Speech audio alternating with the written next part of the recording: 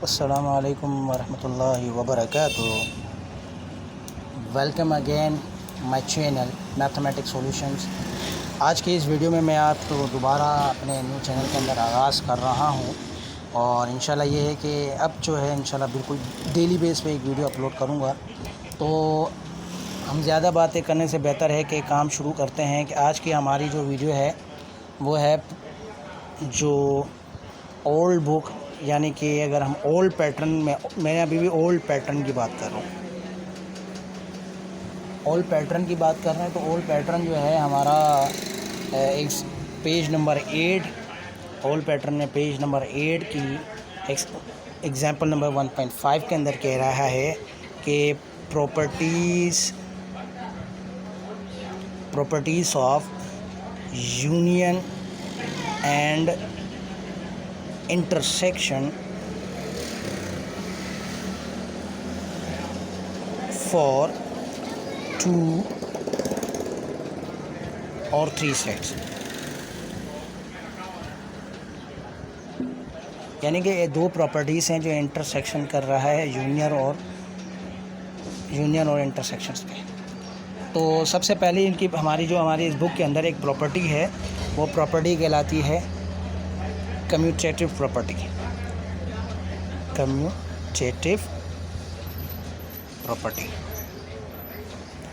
Commutative property of union. पहली हमारी commutative property है। कम्यूटेटिव प्रॉपर्टी कौन सी प्रॉपर्टी होती है? ऐसी प्रॉपर्टी जो यूनियन के अंदर तरतीब है, यानी ये कहलाती है दो सेट वाली। यानी कि अगर मैं यूँ बात कहूँ कि मिसाल के तौर पर हमारे पास एक एग्जांपल है कि जैसे कि वो हमारे दो सेट को बने फॉर एनी 2 सेट्स, यानी दो सेट्स की बात करते हैं ए एंड बी। और इसके अंदर क्या बात कर रहा है कि हम इसके एग्जांपल लेते हैं, कह रहा है कि ए यूनियन बी इक्वल है बी यूनियन ए।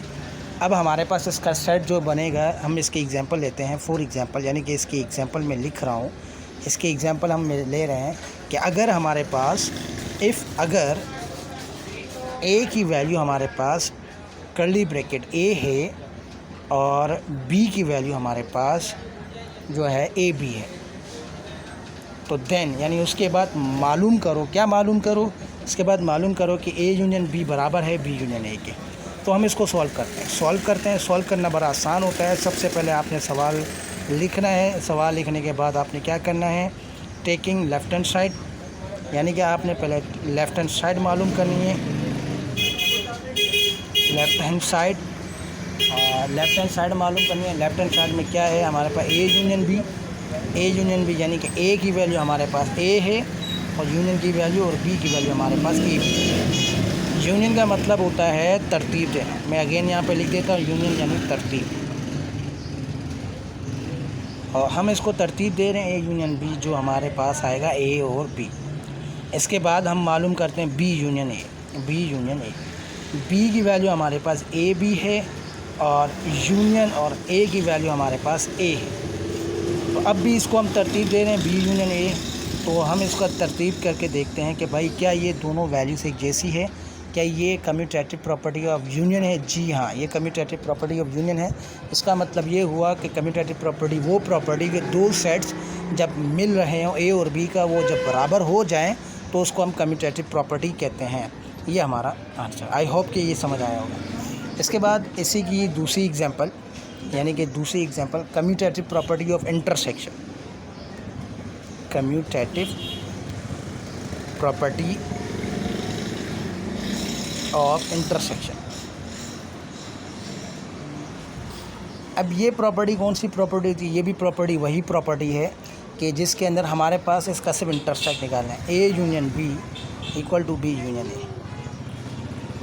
सबसे पहले हमने क्या करना है? ए यूनियन बी वैल्यूज़ वही रहेगी, हमने क्या करना है? वही आंसर करना है कि हमने इसको सॉल्व किया। सवाल हमारा पास यही होगा, ये हमारा सवाल, ए की वैल्यू ए, बी की वैल्यू ये है, लेकिन मालूम हमने क्या करना है? ए इंटरसेक्शन भी बी इंटरसेक्शन है। हमने क्या करना है? टेकिंग लेफ़्ट हैंड साइड, पहले लेफ़्ट हैंड साइड मालूम करना है, यानी कि लेफ़्ट हैंड साइड हमारी होती है ए इंटरसेक्शन बी। यानी कि ए की वैल्यू हमारे पास ए है और इंटरसेक्ट का मतलब होता है कि एक जैसी वैल्यू को लिखना, यानी कि एक जैसी वैल्यू, ठीक है। और दूसरी हमारे पास बी की वैल्यू हमारे पास है ए और बी। इंटरसेक्ट का मतलब होता है एक जैसी चीज़ों को लिखना, तो हम क्या कहते हैं, हमारे पास एक जैसा है ए, तो हमने सिर्फ ए को लिखा। इस तरीके से हमें बी एंड ए यानी कि बी इंटरसेक्शन ए मालूम करना है, तो दोबारा वही लिखेंगे, बी की वैल्यू पहले आ जाएगी, इंटरसेक्ट लिखा, फिर ए की वैल्यू बाद में आ जाएगी, फिर हमने क्या लिखा, बी एन ए।